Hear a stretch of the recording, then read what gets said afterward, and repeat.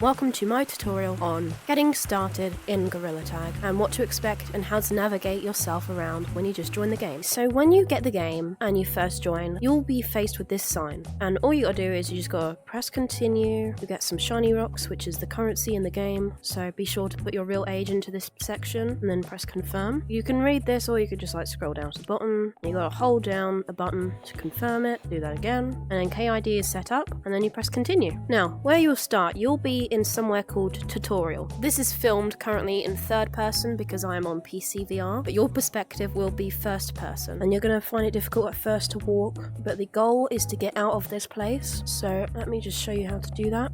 Right, you go this way, you go up this slope, and so you're actually really high up in the cliffs of the map, the main map, which is called Forest, and this is tutorial that you're coming out of. And the main goal here is to get into Stump. So when you get down, you gotta go into that stump there. You'll drop down from tutorial onto the floor like this, and you might still struggle with moving and figuring out how to do it, but once you do, your goal is to get to Stump, into that hole that you see up there. So as soon as possible, you want to go over to this slope here.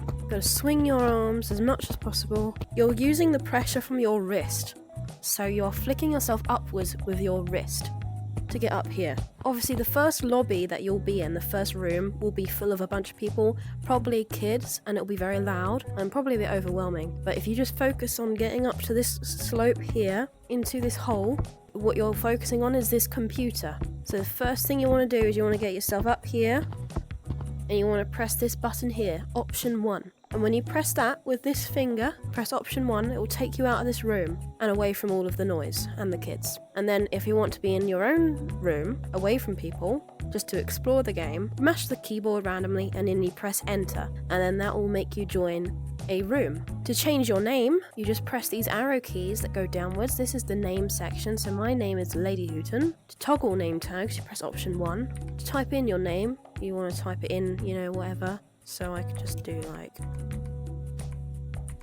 that. Ooh. There we go, and then you press enter. Language, you gotta make sure this language is on the right thing. Turning, so currently I've got snap turn on, which is the default turning. But if you're not someone that experiences motion sickness, then what you can do is you can press option 2 to make it smooth turning. And then I like to have it on the fastest option, which is 9. So I do 9 smooth turn, which is option 2. To go onto your mic, go onto the mic section if you want to go down. Press option 1, which is all chat so everyone can hear you.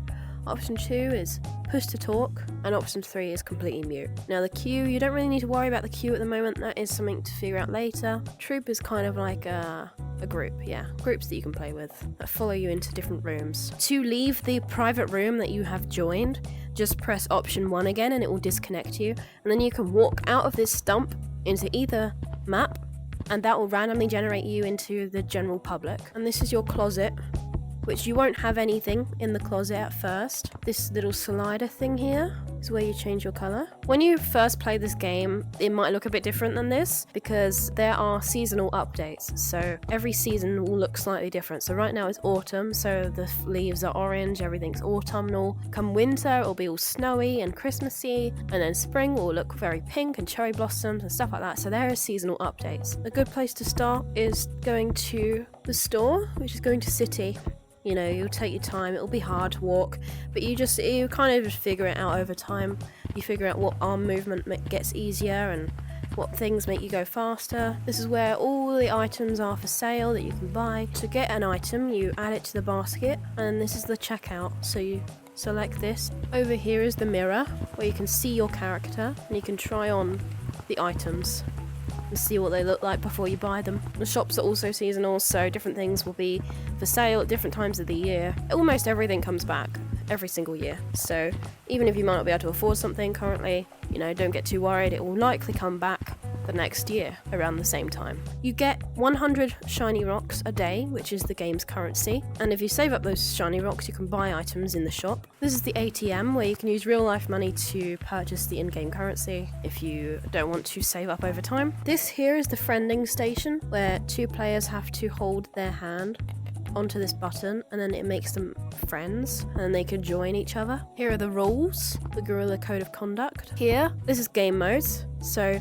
you'll probably start on Super Infection or Infection. Casual is basically no game mode, but Infection is tag, Super Infection is tag with more features. Paint Brawl is also tag, but instead of touching players, you have to shoot them with like a bow and arrow. This is called Virtual Stump. This is where people can create their own maps. If you stand here and you hold this, you get teleported into a room where you can use like a digital computer to create your own maps in the game. You can always ask someone to teach you how to play, although your interactions are going to be very unpredictable, as this is a very kid-dominated game. You might get someone screaming at you, someone swearing at you, or someone offering to help. So it's really random, and if you want to join a code again, then you just do the same thing and you press enter, and then it will wait until it says current room and then the numbers or letters that you've entered. But basically your first few moments of playing this game really don't quite sum up the experience, and I think that's what a lot of people don't understand. And it might be why a lot of people leave, because they start off in tutorial and then they jump down and then they're immediately faced with like a bunch of people.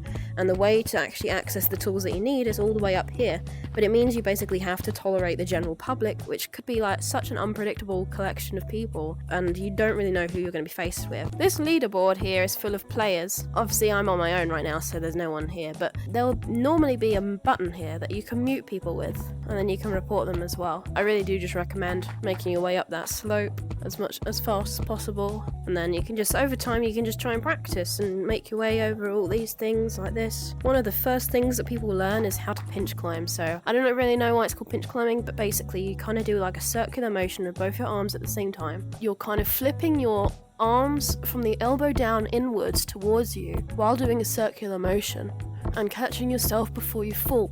And that is one of the first things players learn in this game. There's lots of different things you can do. This is always a good place to start and practice branching and stuff, but it will be very loud and kid dominated when you first join the game, so just prepare yourself for that. But the aim, if you are a content creator or a YouTuber and you need to kind of just figure out how to play the game without being kind of distracted by everything, first of all, and all the players, and all they're like making it hard to record, then you just need to come up to here, into here, and then immediately press option 1. It will disconnect you from the current lobby or room that you're in, and then you type in a random, like that, and then press enter. You have to wait until this up here, current room, says, whatever this is. And if you want someone else to join you in this game, whatever this code is that you're in, so I would tell my friend to join EDYDKJHGF. That's the code. And then they would join it, and then that's when you can play multiplayer.